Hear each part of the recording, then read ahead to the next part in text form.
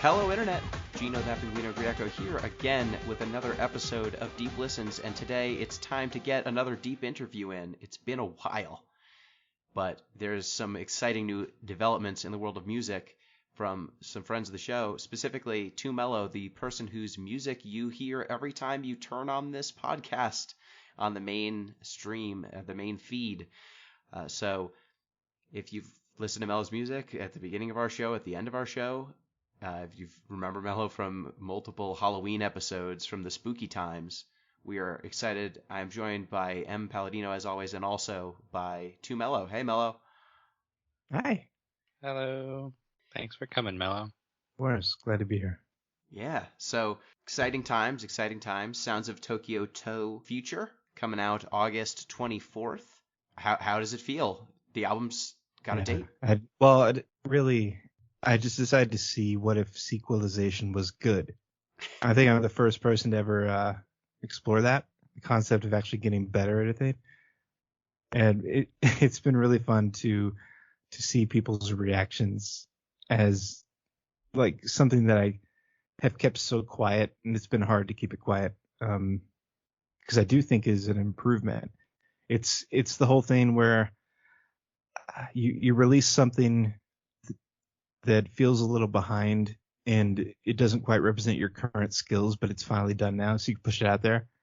You have things like that, but then you also have things where it's like, no, this is exactly where I'm at, and I feel really synced up with this, and I think that's what this album is. Yeah, and in terms of actually getting this album out and, producing it, it seems like you've been working on songs on and off for a while now. If anyone's following you on Twitter or following some of the teasers you've dropped, Jet Set Sona theme is in this genre as well, I think. Oh, yeah, and it is totally 100% from the album. Just talking to the artist to put that video together and said, like, oh, I have this one thing that maybe would work well. So that was always the idea, is to, like, tease something with him.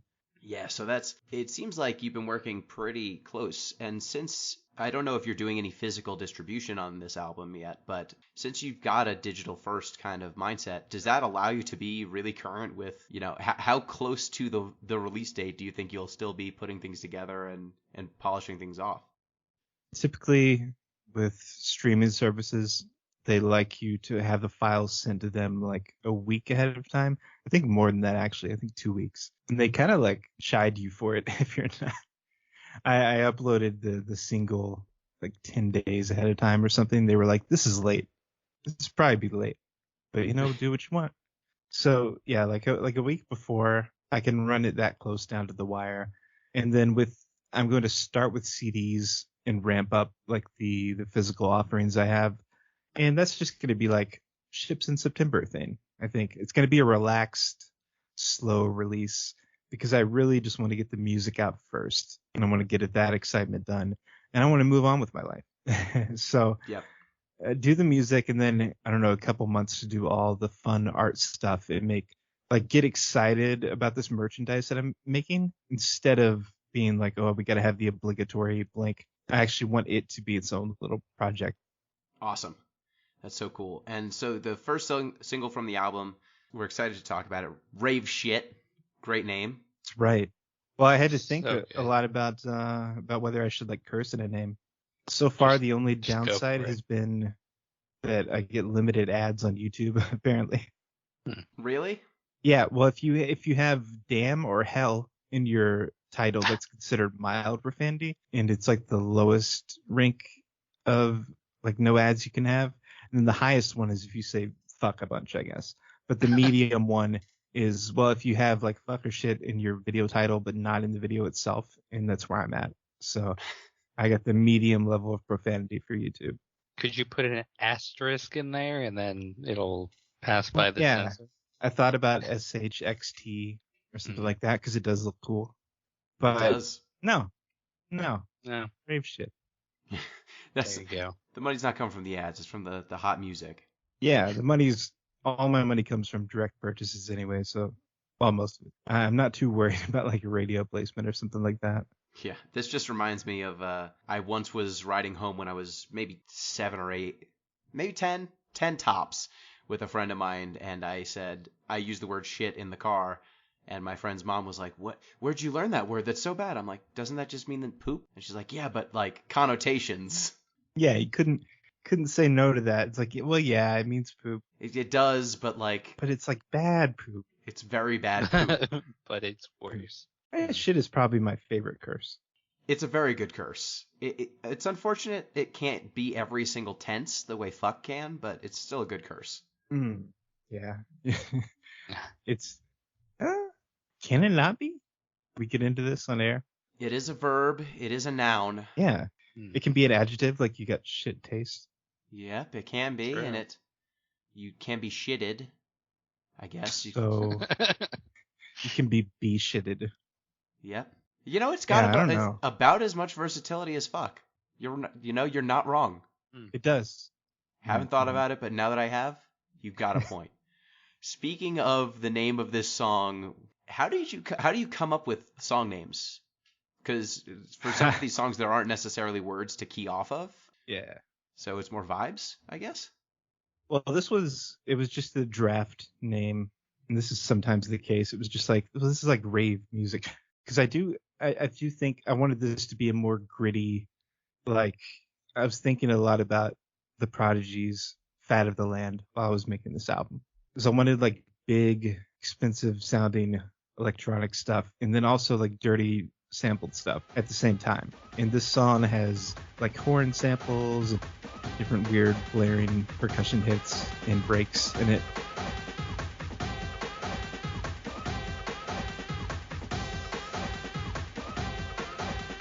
So I just wanted this to feel like a rave, like a song you would hear at a warehouse or something.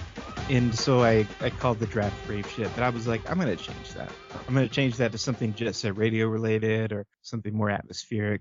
But I just, as I got closer and closer to the date of having to make this video, I was like, am I committing? I think I'm committing. You know what looks good in a really big font? The words Rave Shit. It's true. Hell yeah. Eight characters. It's not that bad. So I did settle on it. But for other songs in the album, some of them are like light Jet Set Radio references. Some are things that just SEO really well. Good decision. Like sometimes I do. People call me silly for doing this sometimes. They're like, oh, I don't worry about that. But I do want to have, a song with a weird name that hasn't been done before, whether it's just in the spelling or whatever. I think it's fun. It's another fun part of the creation for me.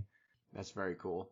SEO related. I just kept thinking like, just how do you ... and that'd be pretty good SEO, I'd guess. Nah, there'd be too many other hits. So speaking of like the samples and the creation of the song, how do you, for a song like this, there's so many layers in terms of actual samples playing at once the song starts ramping up.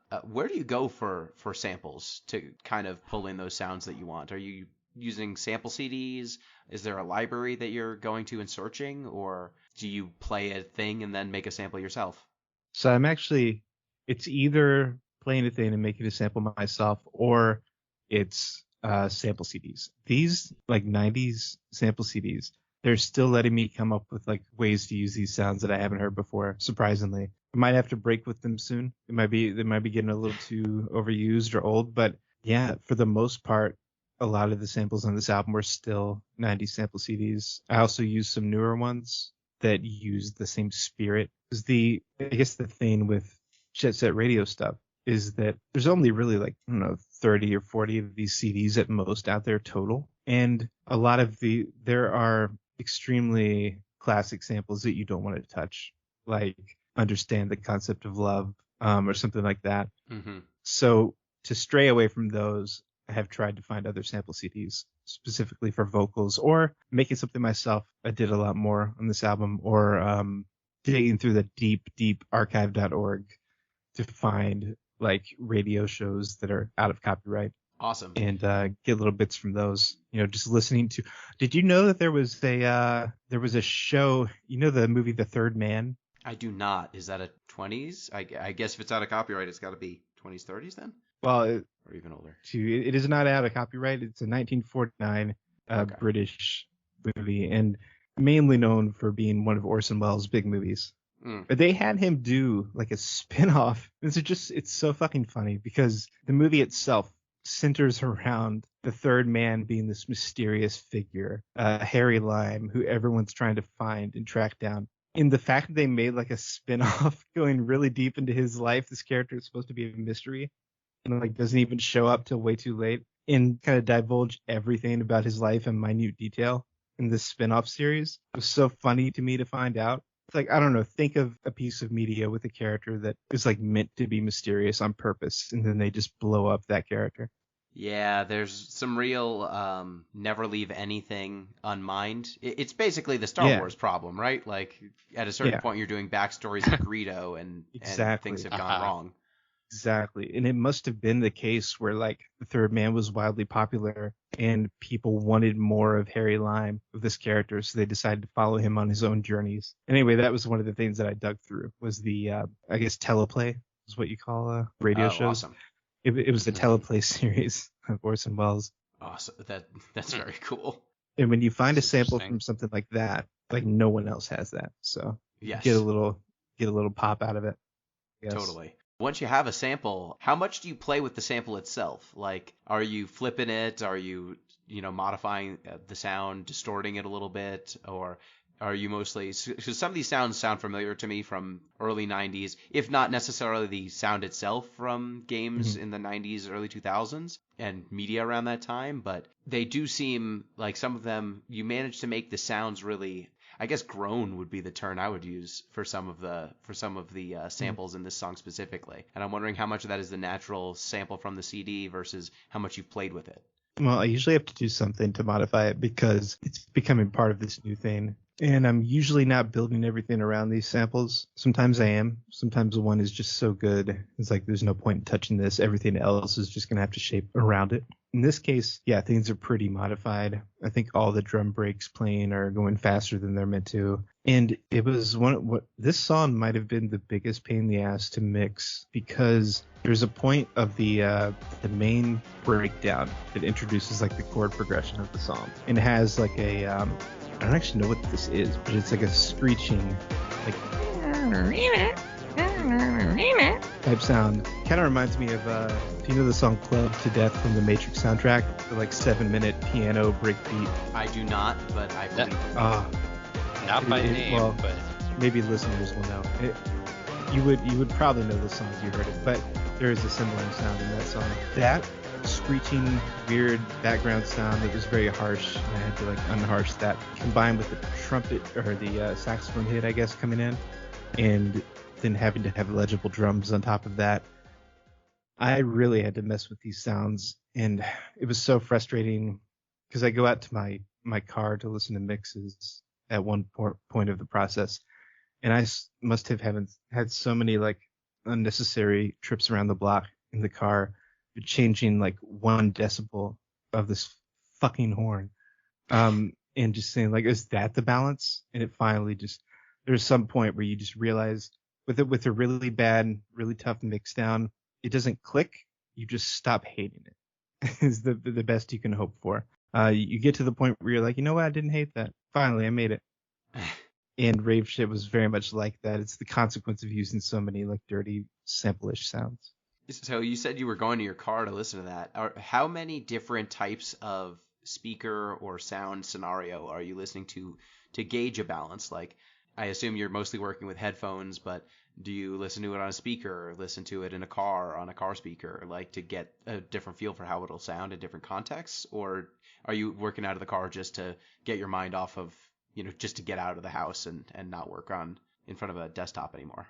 Well, I listen to the car, I think because I'm particularly attached to listening to music in the car. Growing up in a city where driving was like the thing you do to get anywhere. I feel like anyone who grows up in a driving city, like there's something about like listening to albums in your car and like you haven't really related to the album until you've heard it on a car ride. So I'm particularly attached to how things sound in a car. I don't want it to be disappointing. So that's why I always go for the car mix. It's always like driving, or it's also like driving takes your mind off of fully analyzing the music, so you're not just sitting there like sweating over it. You have to do another activity. So there's that. But besides that, I listen on the phone speaker, which always just makes me feel bad. And I listen on like 7 pairs of headphones. and I'll Oh, listen wow. on my laptop speakers. I don't necessarily have the best of any of these things, except for my production headphones and my monitor speakers. I didn't mention those. Except for those would be the only thing that would be considered like a standard of audio. Everything else is just like the random car speakers that I have. And I kind of like that. I kind of like spraying wide with it. Just seeing like, what does this random budget headphone pair do to this or whatever. Yeah, I mean, I feel like that's helpful in that's some what most way. people listen on. You Yeah. say that the phone Yeah. speaker makes you feel bad, but like that is the most common way that I hear people just like playing music outside at this point Mhm. is like either they've got headphones on, earbuds, which are not like AirPods are not like the best headphones in the world, No. or they're holding a phone speaker to their ear. Yeah. So The phone speaker thing. This album's not a phone speaker album for all those people outside. It is. There's so much going on at any moment in this that I don't know that it would hold up. you would definitely lose a lot of layers. You would not be Yeah. able to pick up all of the sounds that are happening. That's for sure. Yeah. So don't primarily listen to this on your phone speaker, please. I think all my since a lot of my listeners use Bandcamp, I have to imagine they're at computers a lot. Yeah, there's got to be some So, audiophiles that have some fancy oh, headphones and stuff for sure. oh yeah. Audiophiles and me do not get along very well. You I don't like think. discussing the warmth of audio? No, because it's not real. I know it's not real. I've been there I've been with my frequency analyzers, and I can promise you I'm not putting any secret warmth into there's having really good systems, and then there's, I don't know, changing out your wires to ridiculous extents or I was gonna say, how does this sound on tubes? changing your knobs. Yeah. I'd like to know how it sounds on tube. What does that mean? There are some What are the audio. tubes? There are some audio attachments you can put into like a nice audio card that are meant to warm up the audio. Oh my god. So like one of the first paychecks I got when I started working, I had a coworker who was way into audio, and I was like, I need better headphones. And he showed me like, okay, here are good headphones, but like what you want is this thing that's got like a tube in it to make the sound warmer. So that'll make it Is it sound better. is it a headphone amplifier? It was an amp, but it was also something. It did something on top of the amp. Oh, It was a lot of because headphone stuff. amps are real. Yes, those are But real I don't know. and Yeah. do a function. This I don't know Yeah. if it did. It was like $100 or more, and I was like, what if I just got the Oh, headphones? He yeah. was trying to sell me on some headphones that had artisanal wood. I was like, I don't think that that's gonna help me hear better. It doesn't. There are physical things that can be done to headphones to change how they work. Like in mixing, I have open back and closed back headphones. And the open backs have like a grill on the outside, whereas the closed back is like a shell. Yep, I have both. So That they're was what I physical settled on. things.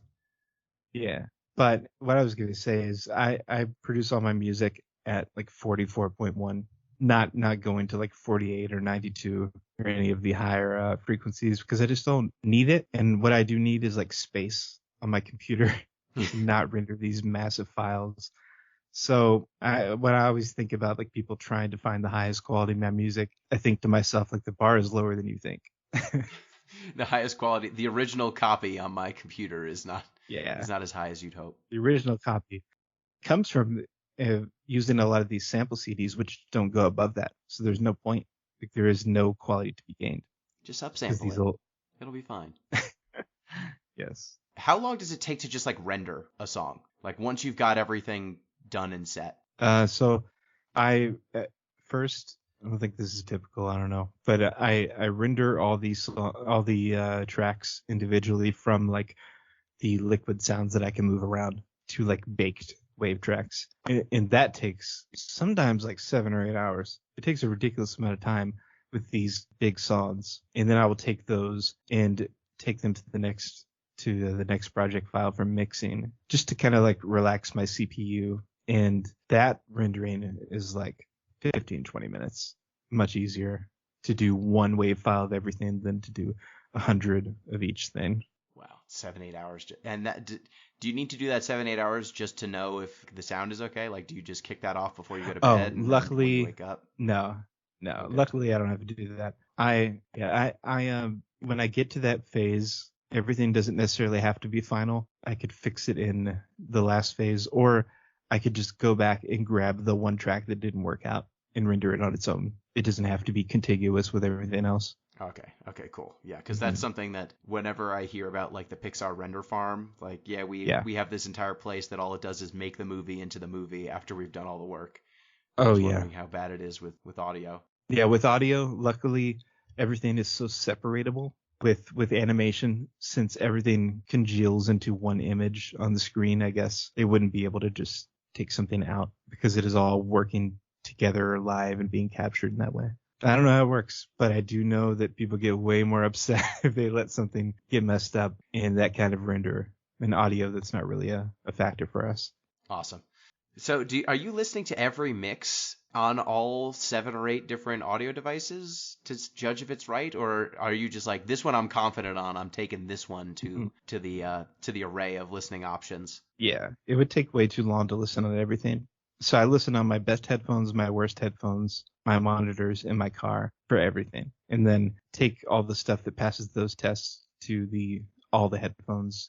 And it is a process to plug them all in one by one. Sometimes I will hold like 2 headphones around my neck while having a third one on my ears, just so that I can like switch them out fast.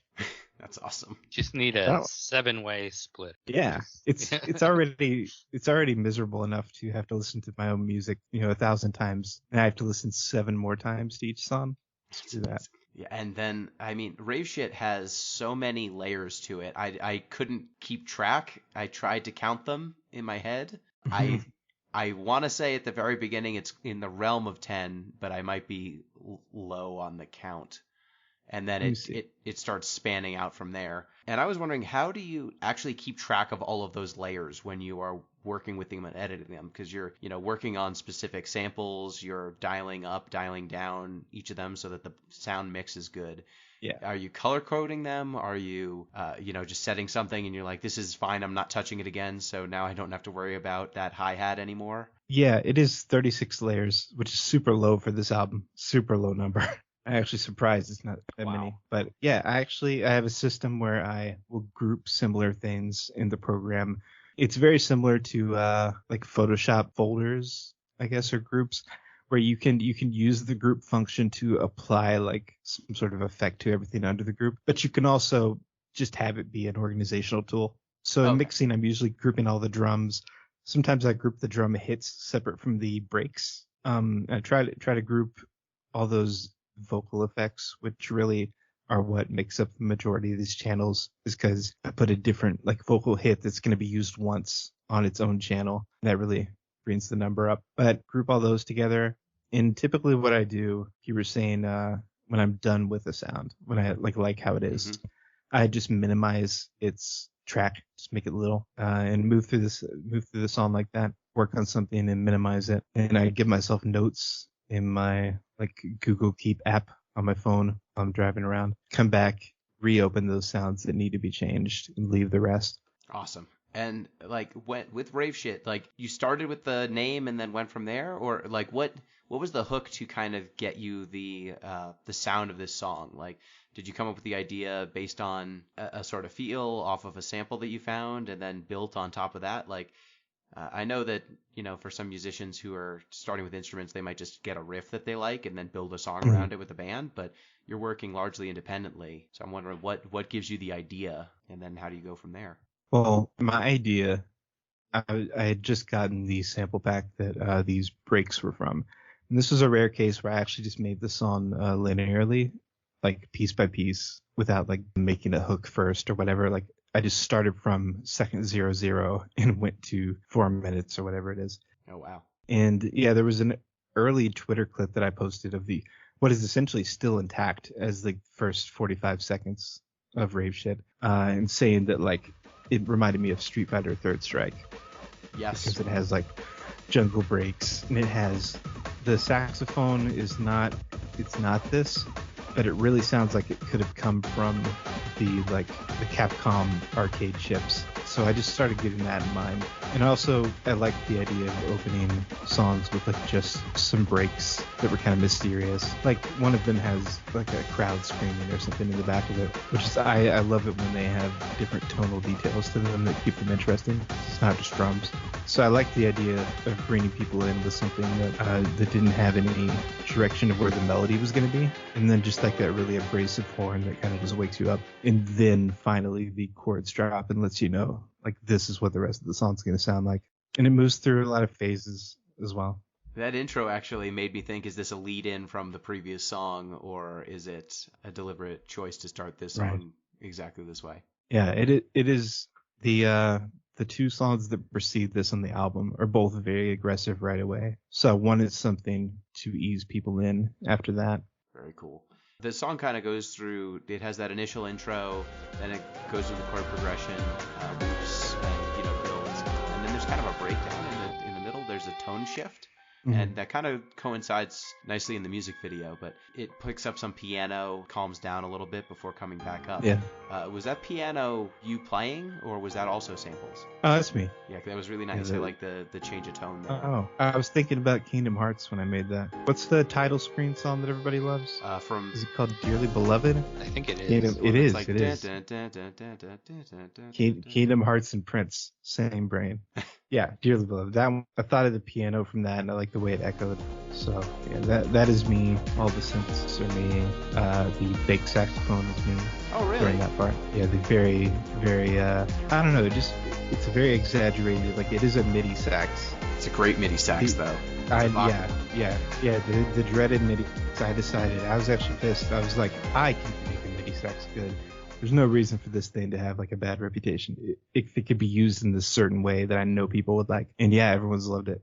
Yeah, for sure. Yeah, that's the MIDI sax fits. It fits so well for the overall feel of the song. Thank you. So talking about the music video itself, kind of transitioning there. So it kind of starts off, with the title card, a very extreme fisheye lens, and some very cool lighting. Although it is, I think, deliberately claustrophobic, kind of starting in your workspace. Mm-hmm. First question, is that dope-ass lighting always the lighting in your room?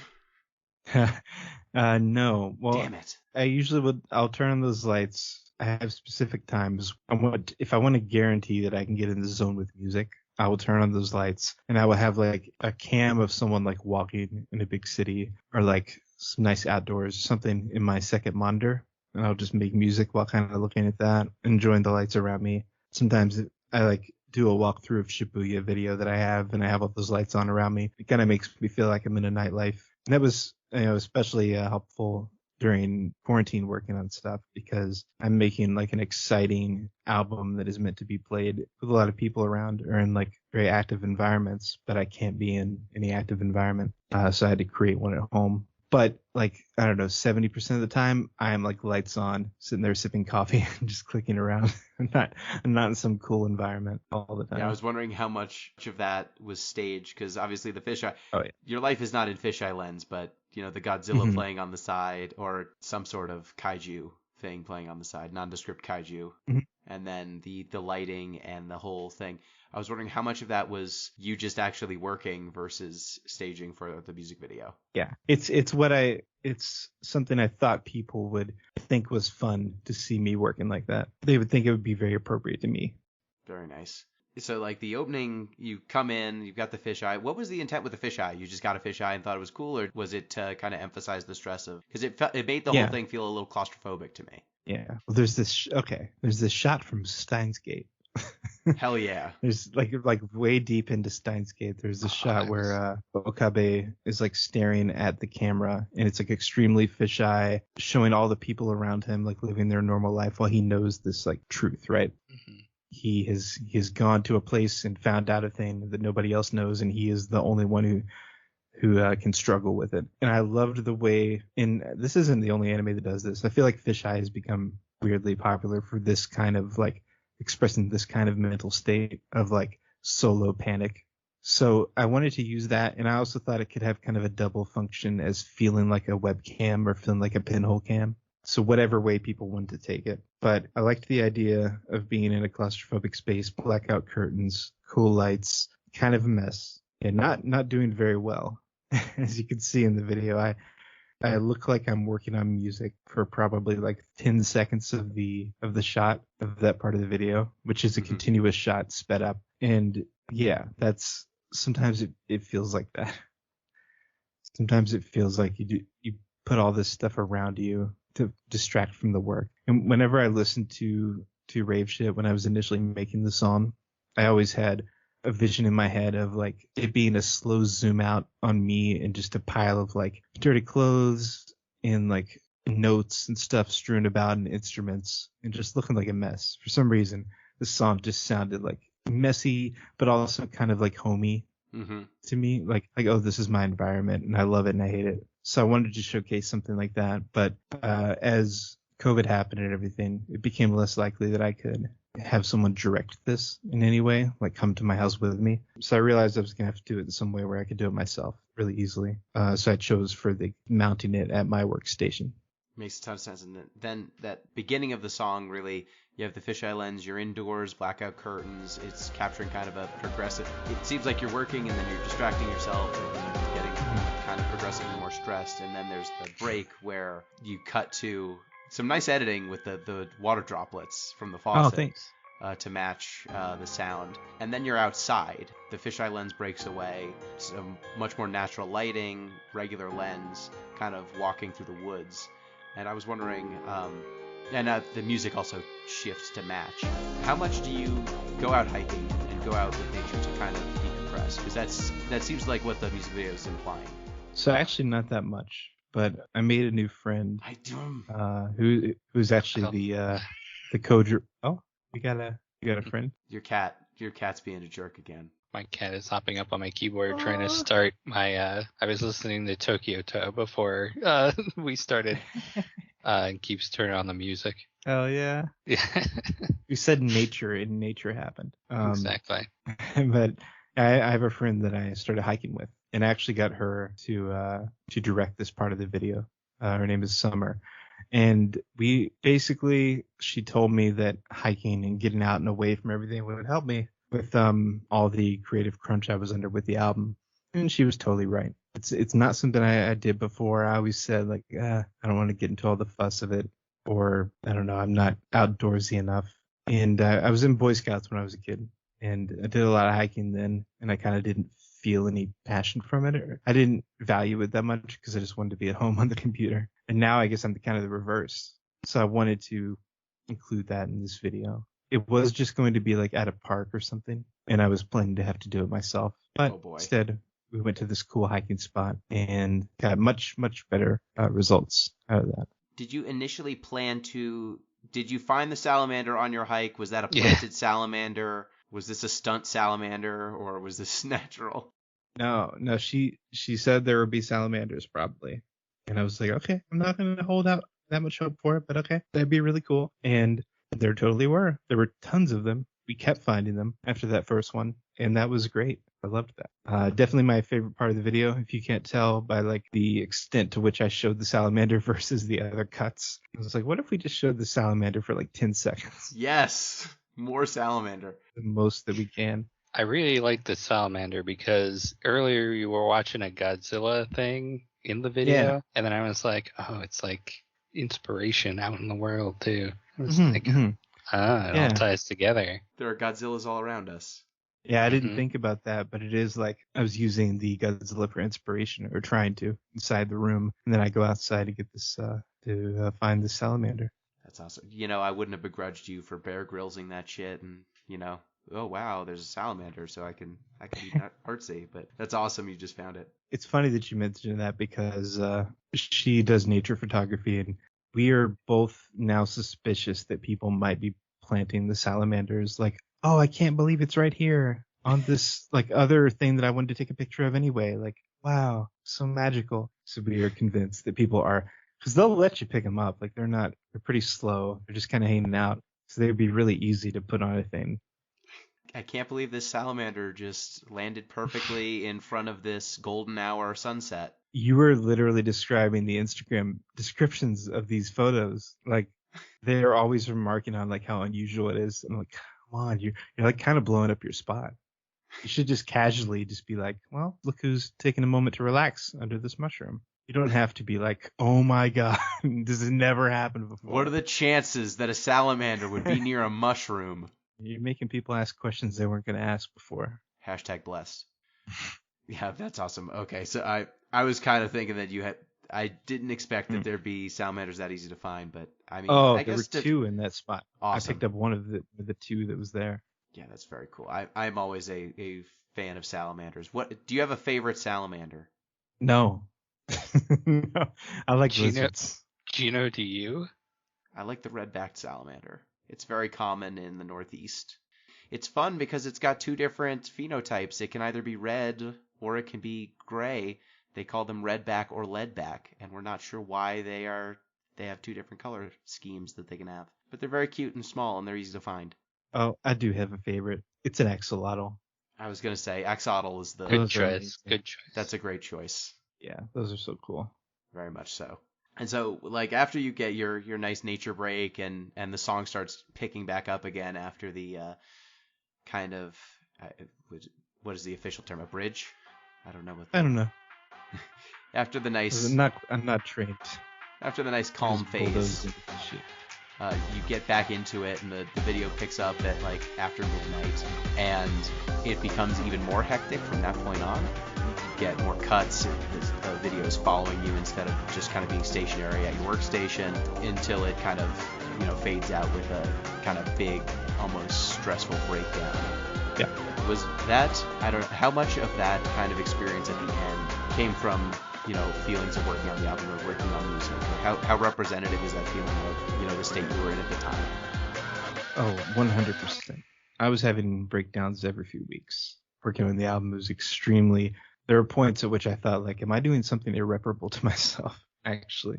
Because of just a lot of stuff that I won't do again. I've learned from, because of building this up to have to be like the best thing I've ever made. No if and or buts about it. Like, that's what I was doing. Because I did that, I was creating a lot of the stress myself. There was, it was hard to make practically. It was hard to sit down and make it because it's a very complex type of sound, and I'm not working off any existing genre, and there's several different genres on the album. So there's not really a mold I could do. There's not really a ton of songs I could listen to and think like, hey, I want to make something like that, because I was doing my own thing. Yeah, there's not really a phoning it in of a Jet Set Radio sound. There's not. There never has been, and there never will be. So it was the real stress that would have always happened combined with my manufactured and unnecessary stress. And it was, the fact that it happened to be the COVID year, in which the most of the stuff got done. So there's all kinds of other stuff going on. Yeah. One of the most tumultuous times in American history, I think, right now. Very easy to say, making this album during that and just getting more and more pissed off. And people will hear that in some of the songs later on. But yeah, it just became, I don't know, it became such a hard thing to do. But at the same time, it became such a put up or shut up, like, exciting moment too. Like, oh, this is going to blow people out of the water. Once I got over the hump, it was more expressed in this video of like having writer's blocks all the time. And I started to become excited about it again, and formed a lot of the energy that you see in like the teaser video that I did with Ethan Red.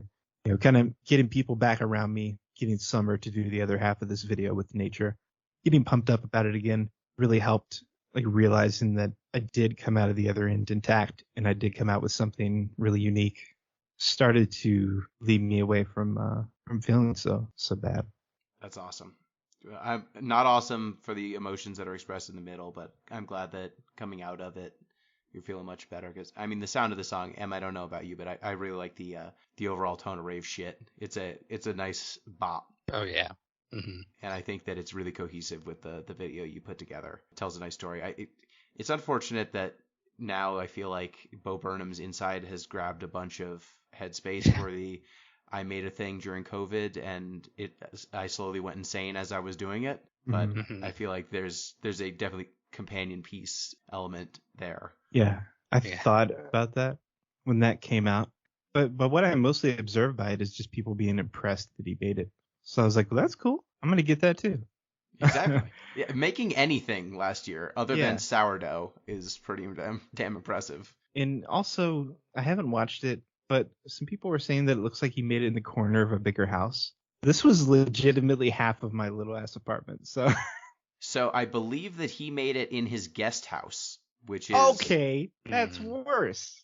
it sets a tone. It does. Yeah, it turns out if you have a smaller house next to your house that you can just set up a studio in to make it feel very claustrophobic. Not to say that, I'm sure it is still very claustrophobic and it was still a representation. I mean, everyone who lived through 2020 felt some degree of that for sure, especially folks who were working from home or were isolated. But you can dial it up quite a bit if you have a space that you can get progressively disheveled and then live your life someplace else. Yeah. I think I made a lot of posts about this on Twitter here and there, but just I could not grapple with the idea that I had to make like this summery outside album in just the most closed down space. And the place that I made the video in was actually where I was working. And some things that happened during the video are like, yeah, I actually do this every day. I'm not as comically stressed when I do it, but yeah, I do it. I have the picking up the PlayStation controller and just being like, well, nobody's gonna see if I start playing a game during work hours.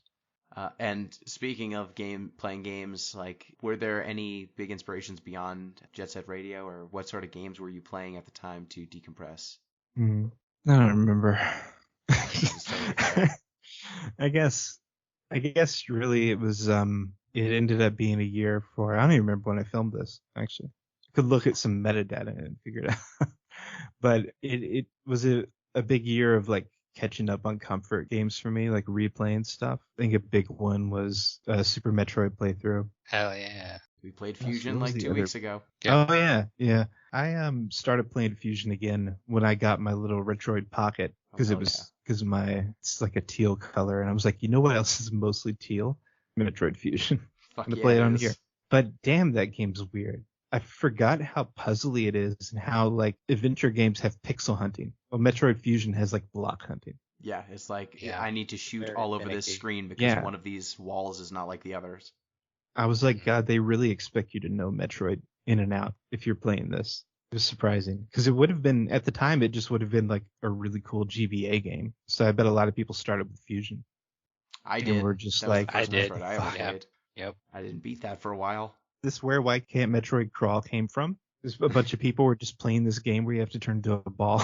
That's the only way. That's how you have to explore everything for sure. When I realized that the trick to beating that game in a lot of spots was rolling against walls and just dropping bombs on everything, it changed how I saw games from then on. Yeah. Well, this album, I'm so excited. Rave Shit, cool single. Check it out. If you're listening to this, that means the single is out. Where can people pre-order or order or, see your stuff? So at tumelomakes.bandcamp.com, which if I've done my job should be all red themed over the new album, is where you can find this single. You can see the track list for the new album will be up. Beautiful album art by Ethan Red. And you should be able to pre-order the CD that I'm going to put together with Ethan. And when you do your digital purchase there, you'll get Rave Shit immediately. And which should also be on all of your streaming services. Video will be up on YouTube. It's youtube.com. Is it user or something? I even have a URL. It should be youtube.com/. No, it's got channel, then a bunch of stuff. Just look for 2 Mello on YouTube. I have a lot of people have somehow found me, even though I don't have a good URL. But tumelomakes.bandcamp.com is the Bandcamp. And while you're waiting these last few weeks for the album, you can check out the previous one, Memories of Tokyo To, which I don't like anymore. Oh no. Now that I've listened to this one, I'm like, damn, I'm so much better. But based on that, people are still finding that and liking it in 2021. They're all just going to get blown out of the water by this new shit. Excellent. So that's good. That's good. It's only positivity around here. I get to be negative about my own stuff. No one else does. Please don't hate specifically the song that we use for the intro and the outro of our podcast. Well, Mello, thank you so much for joining us. Thank you so much for giving us the opportunity to hear this stuff. Super excited to see how the world responds to your latest album. I've been looking forward to it for a while. I know, Em, you have too. Yeah. I meant to ask before we started, could we play a clip? Could we play a little clip? Please? Oh, yeah, of course. Oh, hell yeah. However much you want. Oh, hell yeah. I'll play it at the end of this, and then I'll just play the thing start to finish. You clip whatever you want, because by then the song will be out, as long as I time this right on the release, and then you can clip whatever you want. Or we could even go like, and now if you haven't listened to it yet, here's Rave Shit, and then or we could do that at the beginning. Out the video. We could do editing. Hell yeah. That's right. That's what I'm here for. Yeah. So again, thank you, Mello. For anyone who's listened to the podcast, just the regular plugs, you can get in touch with this show at DeepListensPod on Twitter, deeplistens.libsyn.com. We have our comment sections, and deeplistenspodcast@gmail.com. And you can support the show on patreon.com/deeplistens. Thank you, Em. Thank you. Pretty quiet, but I just like listening to all the creative shit that goes on behind the scenes. Really good to hear. Thank you, Mello. Thank you. Thank you. And for everyone's listening pleasure, here's Rave Shit.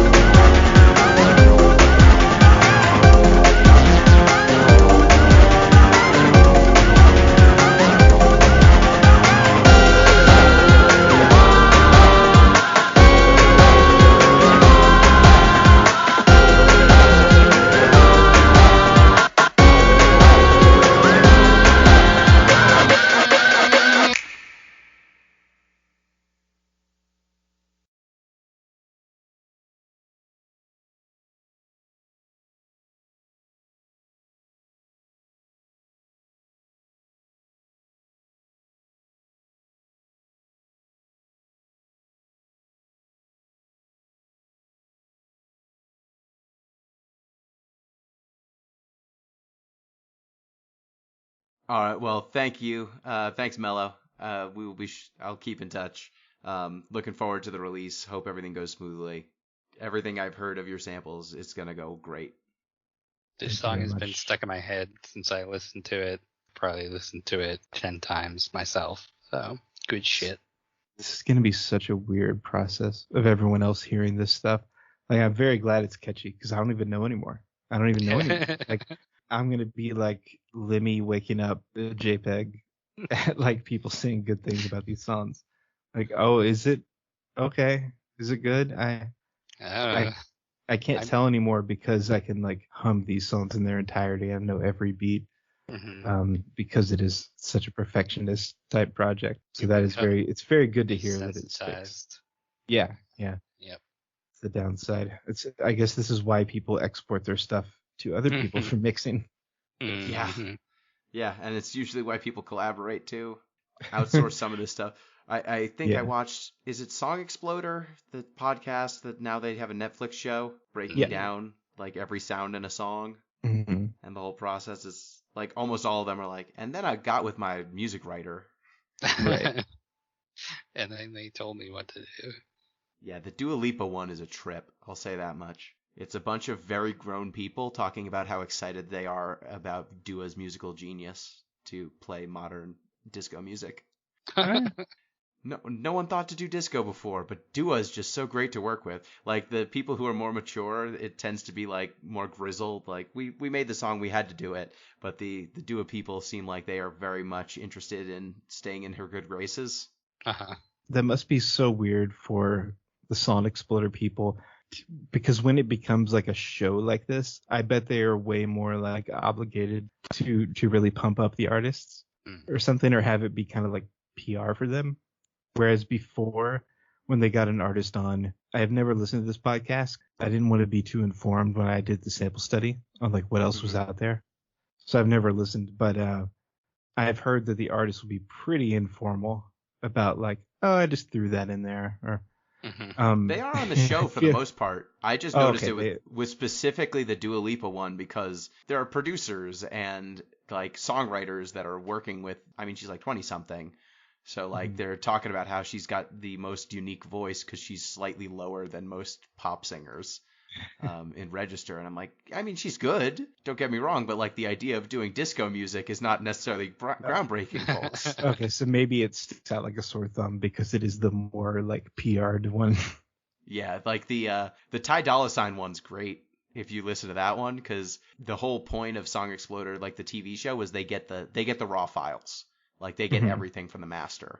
So, like, they'll occasionally play notes and sounds that either didn't make the final cut or, like, have been downplayed really intensely so you can't even hear them, or, like, noises that are unclear what they even are or where they came from. So he plays a sound for Ty Dolla $ign. He's like, how the fuck did you get that? Just didn't know they were going to have it. He's like, yeah, I have the master. He's like, who the fuck gave you the master? But he was, like, upset. Well, yeah, it is scary. It's probably scary in the record industry if someone is just passing around pieces of your song. Yeah, and he's like, that part didn't make the cut. Yeah, it's especially in hip hop, there's like guarding around, like the sample and the sound sources are so important to be like surprising. So there's definitely a knee jerk response of like, you can't just show that. That's very interesting. Ty Dolla $ign was not thrilled, but like the Killers have a really good one on When You Were Young that I appreciated. I guess they wanted some sounds that were weird and organic, and so they got like a 1950s audio machine that like makes weird waveforms, and they were like, yeah, we like that sound. We're gonna use that, because the producer just had it in the studio. Yeah. I recommend it. It's a cool little show. I'll have to finally check it out.